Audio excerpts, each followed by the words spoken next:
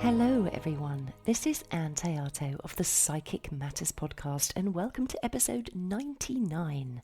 Don't forget to like and subscribe to the show, and if you loved last week's episode with Nick Kellett from Deckable, or if you love this week's episode about the art of doing nothing, then please leave me a written review because they really help move the podcast up those important podcast charts.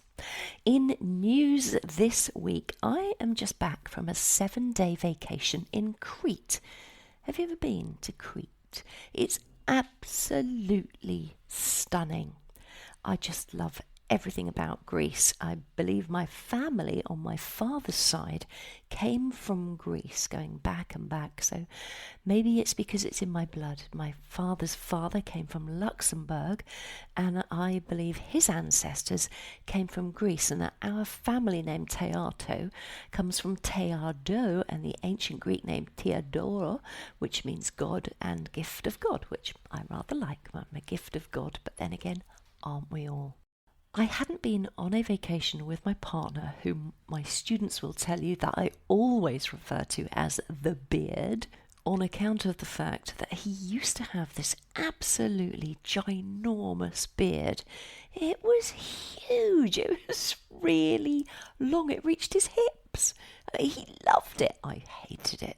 It took up his entire face and the front part of his body. So he used to enter the room before him. It had its own personality and its own ecosystem. I couldn't even see him underneath it.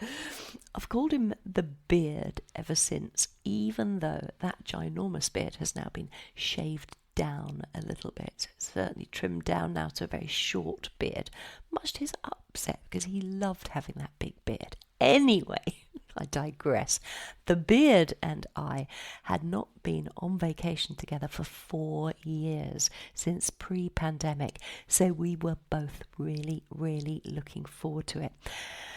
I was in a really, really high state of stress before I left. I was really worried I wouldn't be able to go at all and that I'd be called back over to Ireland, as my mother lives there on her own at the age of 90 and she's got some very difficult health issues at the moment, which means I've been flying backwards and forwards to Ireland every few weeks for the past couple of months. So it's all been very challenging, and I found it incredibly mentally and emotionally upsetting, and not to mention physically practically impossible trying to fit all the trips over there in amongst trying to survive in the world like all of you are having to do out there as well, and also teach all my classes and do my private readings and produce my podcast. So not easy, but anyways, the last time the beard and I had gone to Greece, we had been on the aeroplane about to take off, and this was 4 years before, and there'd been an announcement that for some reason we couldn't take off that day. Something wrong with the plane. There was no spare plane, and we were taken to the hotel room at Stansted Airport and spent a night there instead, and a whole day and a night there instead. And we all had to get off the plane and take the bags back and go back through passport control. You know, it was mad. And of course we lost the whole first day of our holiday because, first 2 days actually, because the first day we were in Stansted Airport, woke up there instead of waking up to look at a beautiful view. And it's tricky, you know, when you're self-employed and you've only got a few days a year, and then you lose 1 or 2 of those days. It's really tough. But anyway, that was the holiday before. So this one we were really looking forward to. And we were on the aeroplane, and the plane had taxied down the runway, and I'd given the beard a little sweetie because, you know, like to suck a little sweetie each to save our ears from popping. The little rituals one does on flights. And we had our water as well for the same reason.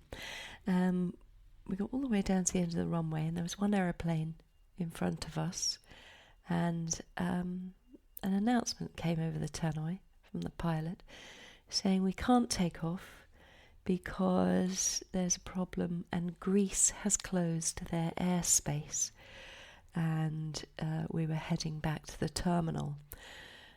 And I just looked at the beard, and the beard looked at me, and we both just went back to reading our books, because in a time like that, which is so upsetting, there are no words.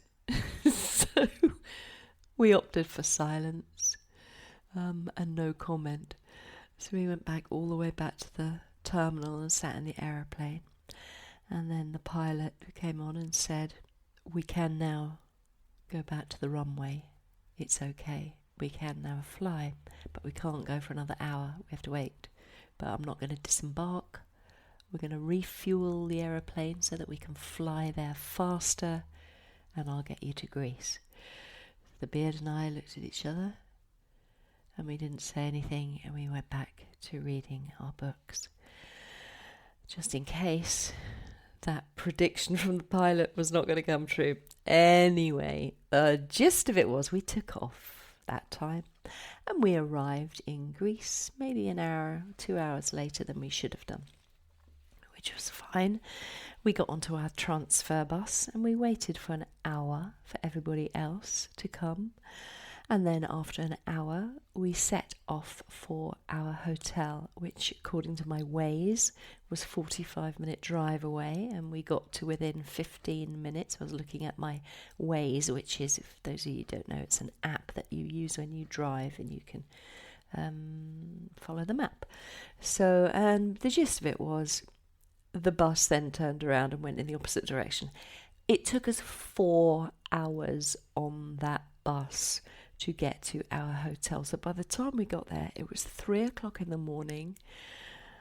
We were so tired. The gentleman in the hotel was very kind. He gave us a bottle of water each and a sandwich. And we took the sandwich to our beautiful room, which was so spacious and air-conditioned. The bed was so soft. We had a little balcony that looked out over the pool and looked out over the coast, which was just stunning. Although we couldn't see it at 3 in the morning, it was rather dark. And I opened up my little packet of sandwiches and unpacked my case. And when I went back to my sandwich, it was sort of dry and curling at the edges because of the aircon. And the atmosphere was so warm and delicious. And I'll tell you what, it was one of the most tasty sandwiches I'd ever had. And then we fell into bed. And I could go on and tell you all about my holiday, but that's not the reason for the podcast. The reason for this podcast is to talk about the art of doing nothing, which I found incredibly difficult. My mind races all the time. I can't stop coming up with creative ideas. I need a piece of paper and a pen with me at all times to note ideas down. I'm looking in my phone 1,000 times every 5 minutes, it seems, to check on my notifications from Instagram. I have several Instagram accounts, Twitter, which is of course now X, Threads, Facebook. I've got several Facebook accounts, all my email accounts, my podcast, checking on podcast statistics, how well are we doing in the charts? You name it, crazy stuff. WhatsApp messages from family about family or friends about outings and, the crazy life that every single one of us leads at this moment. Okay, maybe you don't have to check your podcast stats, but you're still checking all your messages and being hustled and harried down the road of life. And so to switch all of that off for me was really important. And the beard and I left our telephones in the hotel safe at every meal time. I think we took the telephones out once or twice for a meal time just to take photographs of the view from our table and things like that. But when we did that, we found ourselves looking into the telephone and falling into it and all that it contains. And all of the beautiful days where we left the telephone in the hotel safe, we chatted to each other, and there wasn't anything particular to say. It wasn't long, meaningful conversations. It was just time spent, banter, fun, conversation, connecting, reconnecting with each other. And I hadn't realised how much I was missing of life by not being fully present for it. And I've really noticed since I've come back home that I've fallen straight back in to checking the telephone all the time. It's crazy. Or to checking my computer and stuff. But anyways, so the art of doing nothing, it was very difficult for me to begin with for the first couple of days. And I really wanted to sleep and sleep and sleep because I was exhausted. And that's what I did. I slept and slept. We'd get up in the morning and go for our little hotel breakfast. And then I sometimes went back to sleep. I went back and had a beautiful snooze. The beard would go down to the pool and I would join him later. When I went to the pool, I did take a book, nothing to do with spiritual stuff. The beard had bought me a beautiful book called Melford Memories by a gentleman called Ernest Ambrose. And the book was all about a village which is just up the road from where the beard lives in Suffolk in England in the UK. And it was written by a very, very old man, and it was all about his childhood in that Suffolk village. And because I know the area, I found all the references really, really interesting. And he was just talking about the characters that were around at the time and the penny farthings and the slow pace of life, the horses and carts and the pubs that were used not necessarily for drinking but for community gathering spaces and things like this. And it was just beautiful reading about this sort of vanished world of rural customs and culture.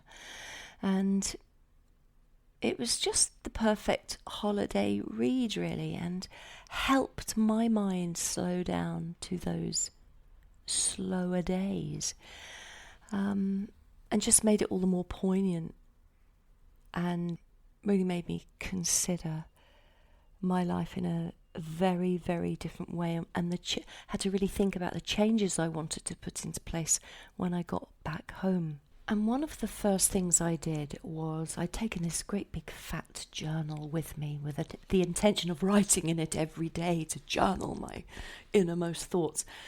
And when it came to doing that, I just found it so overwhelming, I decided not to do any journaling at all, not to do it.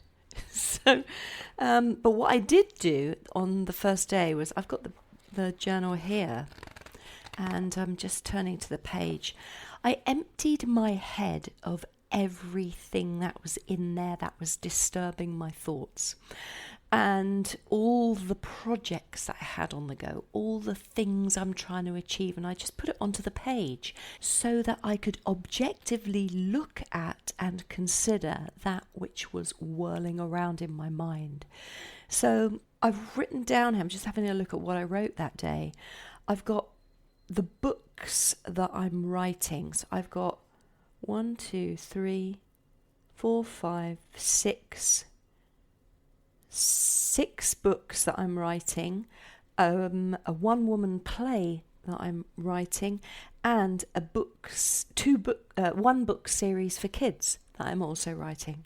So that's in itself is enough in anybody's mind. But then I've also got all the voice over work that I'm wanting to bring in, that I'm considering, that is half written meditations that I've got to sell on my website, special podcast episodes that I want to particularly focus on. So I wrote all of that down. Then I wrote down the card decks that I'm creating, and there were 5 card decks that I'm creating as well in my brain. And then I wrote down all the courses that are almost ready to film for my downloadable content on my website. And there are 5 of those that are nearly ready to go but aren't quite. So I wrote all of those down, just the names of them. And then I wrote down all the premium courses I'm also creating, and there are 4 of those. So I wrote all those down, just the titles again, like I said. And when I look at this thing, I'm thinking, well, goodness me, no wonder my brain is spinning with all of these things that I'm trying to create and achieve and bring into my life. And I made a decision then not to do any work. Not to do it when I came back, you understand, but not to consider it. But once I had written it out of my brain and I was able to understand why I was so tired, understand why my brain was absolutely at full capacity. And I was also decided I wasn't going to worry about this podcast because, as you all know, it's a lot of work. It takes about 4 days to make each episode. And the reason I'm doing this particular episode at this moment is because I had 4 podcast guests cancel their guest slots with me just before I went away to Crete, which means I don't have an episode. And I'm having to create one out of thin air. Hopefully you're finding this, if not fascinating, at least sort of slight interest, just learning a little bit about me and what goes on in my mind. So I found it incredibly useful to write everything down, get it out of my brain, and then stop thinking about it. Once I could see it and look at it, and I knew that it was all there on the page, I didn't have to consider it anymore. And also laying it out like that allowed me to decide what I was going to focus on when I got home. And I also had a list of all the online courses that I'm in the middle of learning. I also am a student, a lifetime student, as I'm sure all of you are as well. So there are 1, 2, 3, 4, 5, 6. There are 7 online courses that I am currently studying that I haven't finished or completed as yet. And then there were all the things I'm trying to master in my business. I'm trying to master the art of creating a YouTube channel and trying to understand how to use Descript, which is the podcast. Something to do with the podcast. I don't even know. What is it? Another thing to learn. ConvertKit, my email mailing list provider, Kajabi and Zoom and Calendly and all of these things.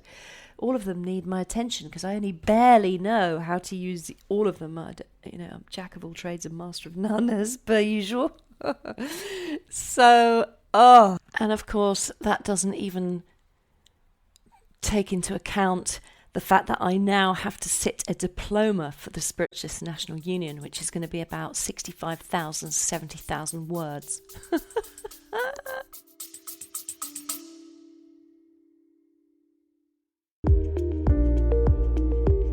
Eye-Opening Moments podcast are real-life stories of adversity, encounters, and perspectives. They are moments that can lift your spirits, give you some food for thought, or move you. For the introspective mind that likes to reflect, discover, and find solutions or meaning in a complex life, listen to Eye-Opening Moments podcasts. I haven't even started those essays or research as yet. Oh my goodness. Anyway, wrote it all down, put it in the book, decided not to do anything about it. But just to get it out of my brain and look at it was really, really restful for me. And then what I did was I spent as much time as I could not even reading that beautiful book that the beard had bought me, but just staring at the horizon, feeling the breeze, feeling the sand between my toes, going into that lovely warm ocean and being very aware of the feel of it, the sensation of it, and just being fully present in each moment. I really, really enjoyed it. And the result of all of that is I feel so rested since I've come back. Almost too rested because I am creating this podcast episode with less than 24 hours to go before it drops out into the world. But my brain feels powerfully rested, powerfully back to reset, really, like factory reset. And that, for me, was absolutely fantastic. And I think we all need to do that. I think we all need to get away, even if you can't go to Crete or afford a holiday abroad or whatever. We all need to stop and get off the roundabout. Deepak Chopra has a great quote, and which says, to make the right choices in life, you have to get in touch with your soul. And to do this, you need to experience solitude, which most people are afraid of, because in the silence, you hear the truth and know the solutions. I absolutely love that quote. So the first lesson I learned from my experience of being on vacation is the importance of disconnecting. And in our hyper-connected lives, we are constantly bombarded with notifications, emails, and the demands of our digital devices. But by intentionally disconnecting during my vacation, I found a sense of freedom and mental clarity that I hadn't experienced in a very long time. The act of sitting still allowed me to fully appreciate the beauty of the natural world around me. I watched sunsets, I listened to birdsong, I felt that gentle breeze on my skin, and it reminded me that there's so much wonder and beauty in the world when we take the time to notice it. And another valuable lesson I learned was the power of introspection. When we're constantly on the move, it's easy to avoid our inner thoughts and emotions. But by sitting still and doing nothing, I had the space to reflect on my life, my goals, and my priorities. And it was a powerful exercise in self-awareness. Perhaps the most profound lesson of all was the realization that doing nothing is not a waste of time. In a society that often glorifies busyness and productivity, we tend to undervalue that simple act of being. I discovered that in doing nothing, I was actually replenishing my energy and nurturing my soul. So how can we bring the lessons of sitting still and doing nothing into our daily lives? It doesn't always require a vacation. We can set aside moments of stillness each day, whether it's through meditation, a walk in nature, or simply sitting quietly with our thoughts. In a world that is constantly pushing us to do more, achieve more, be more, it's essential to remember that there is wisdom and power in doing nothing. It's a practice that can bring us closer to ourselves and allow us to savour that richness of life. We live in this era defined by constant activity and productivity, and the pressure to achieve more and do more and be more can be so overwhelming. Yet there's an often overlooked beauty in the art of doing less and embracing stillness. Let me clarify what it means to be still and do less. It's not about laziness or inactivity, but rather it's a conscious choice to simplify our lives and reduce the unnecessary clutter that consumes our time and energy. The practice of stillness involves moments of quiet reflection, mindfulness, and simply being present in the here and now. It's about releasing that compulsion to fill every moment with action and distraction. Daydreaming is the art of wandering within the vast landscapes of one's imagination. It's something I love, it's something I'm really, really good at, something I was always told off for as a child.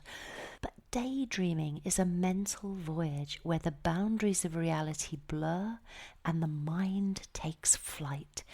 In those solitary moments of reverie, the mundane constraints of the everyday world fade away, and your mind is free to explore uncharted territories of creativity and insight and self-discovery. So daydreaming is not mere idleness. It's a profound and essential aspect of the human experience. It allows us to process emotions and to solve problems and envision a brighter future. in these mental escapes, it's where we find those seeds of inspiration and the blueprint of our desires. Daydreaming is a sanctuary for the soul, where the symphony of possibilities play and the colours of our aspirations come to life, reminding us of the infinite potential that resides within our minds. So, why is it so important to incorporate stillness and less into our lives? For one, it allows us to recharge and nurture our mental and emotional well-being. In the midst of the noise and chaos, stillness offers a sanctuary for inner peace and clarity. Additionally, it can foster creativity and innovation, and when we pause and allow our minds to wander, we often discover fresh ideas and perspectives that elude us in the rush of daily life. But how do we begin to incorporate stillness in our lives? How do we do that? It can start with small intentional steps. Dedicate a few minutes each day to meditation or simply sit quietly in nature. Disconnect from those digital distractions and reconnect with the world and the people around you. Of course, being in nature, in natural settings like forests and parks and beaches and mountains, of course that provides a deep sense of peace and connection with the world, because the beauty and tranquility of nature can calm the mind and rejuvenate the spirit. By decluttering our schedule and making space for stillness, we can also prioritize what truly matters. And this practice can help us identify our values, our goals, and the activities that align with our deepest desires. It's really important to recognize that embracing stillness and doing less might require us to confront societal pressures and our own inner restlessness. We may feel guilty for not constantly hustling, or this FOMO, fear of missing out. Maybe we're frightened that we're missing out on opportunities, but it's so crucial to understand that the pursuit of stillness doesn't mean giving up on ambition or dreams. Instead, it's quite the opposite. It allows us to approach our goals with greater clarity, purpose, and authenticity. You can create a quiet and serene space at home. You could visit a meditation sanctuary, or mindfulness practices can help reduce stress and promote your emotional well-being. For those of you with religious or spiritual beliefs, places of worship like churches or temples or mosques or synagogues, they can serve as sanctuaries for prayer and reflection and a sense of community. Art galleries and museums. Art always has a unique way of stirring the soul. Exploring the world of art in galleries and museums, or even drawing yourself, can be a source of inspiration and emotional connection for many. Libraries and bookstores, if you're an avid reader or a knowledge seeker, libraries and bookstores are beautiful sanctuaries of learning and introspection. That quiet atmosphere and the abundance of books containing wisdom and knowledge, that can provide such a solace for the soul. Maybe you're into yoga and you go visit a yoga studio. Of course, yoga really benefits physical health, but it also nurtures the soul through movement and breath and mindfulness. So yoga studios offer dedicated spaces for these kinds of practices. But sometimes the best sanctuary for the soul is a personal space within your own home. Might be a cozy reading nook, a meditation corner, or a garden you've cultivated with care. I, since coming back from Crete, have decided to create for myself a travelling altar. Because I'm so often not in my own home, I'm in Ireland or in Suffolk or in London where I live, I've decided to create this beautiful travelling altar. It's going to be very, very small, and it's going to fit inside my handbag. And I'm going to be able to open that up, and inside there is going to be a beautiful crystal, a beautiful candle, maybe some incense or fragrance. I have to create it as yet. Maybe I'll do a podcast episode about it, so that I've always got a sanctuary whereby I can just open it up and instantly connect to my own soul self and my own goals and dreams. Travel and exploration, which of course I love and want to do even more and more. Traveling to new places, experiencing different cultures, that can be a soul-enriching adventure. The excitement of exploration and exposure to diverse perspectives can broaden your horizons and provide a sense of wonder. And don't forget, those of us without budget, to travel abroad. There are places and cultures and people from all over the world living in your neighbourhood. Beautiful restaurants, cafes, books, different shops, different fabrics. It's all around us all the time. Travel and exploring can be done at home.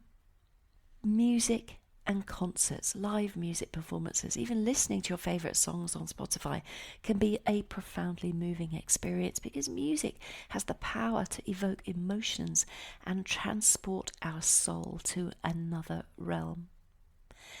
Acts of kindness and volunteering, giving back to others and engaging in acts of kindness, can provide us with a sense of purpose and fulfillment, and in itself can be a sanctuary for the soul by fostering a connection with humanity. Ultimately, the best sanctuary for your soul is a place or practice that resonates with you personally and offers you a sense of peace and reflection, and then, of course, rejuvenation. It's a space where you can connect with your inner self, find solace, and nurture your well-being. 2 great quotes I want to leave you with. Stephen Fry said, "We are not nouns, we are verbs. I am not a thing, an actor, a writer. I am a person who does things. I write, I act, and I never know what I'm going to do next. I think you can be imprisoned if you think of yourself as a noun." And I absolutely love that, because I've often thought to myself, well, I'm a medium, I'm a psychic, I'm a spiritual tutor, I'm also a voiceover artist, I'm a scriptwriter for film, I'm an actor for theatre, I'm all of these things. I'm a creator. I love making clothes and drawing pictures, all of these things. What am I? And I've just come across this brilliant Oscar Wilde quote, and Oscar Wilde said, "If you want to be a grocer or a general or a politician or a judge, you will invariably become it, and that is your punishment.